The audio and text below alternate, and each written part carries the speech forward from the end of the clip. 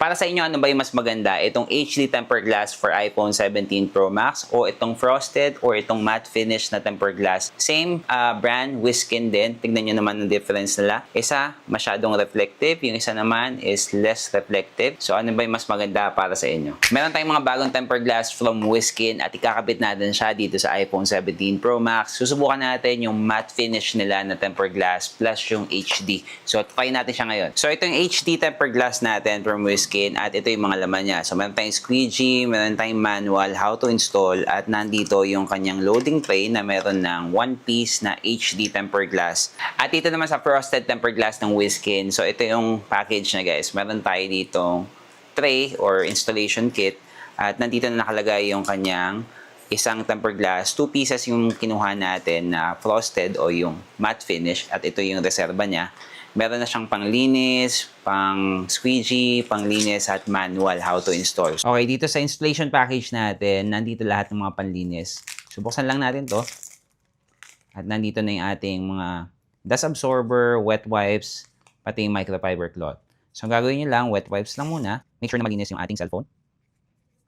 Tanggalan nyo lang siya ng dumi. Dapat yung mga gilid-gilid talagang malinis siya. At ito yung ating microfiber cloth, sobrang ganda niyan. At yan yung papamunas natin.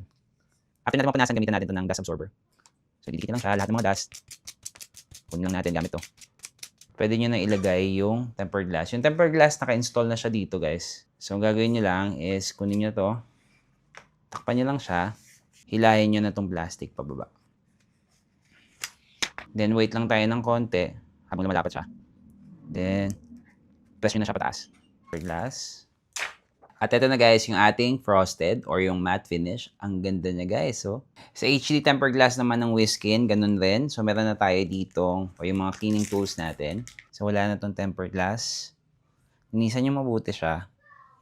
So, after matanggalan ng tubig, gamitan natin ng dust absorber guys. So, ito yung dust absorber niya guys. Ganito nyo lang para matanggal yung mga excess na mga dust. Ito, pinapatong nyo lang to sa cellphone. Nandito yung top, nandito yung bottom. Pull out nyo lang itong plastic. Mag-wait lang kayo ng ilang seconds para lumapat yung ating tempered glass.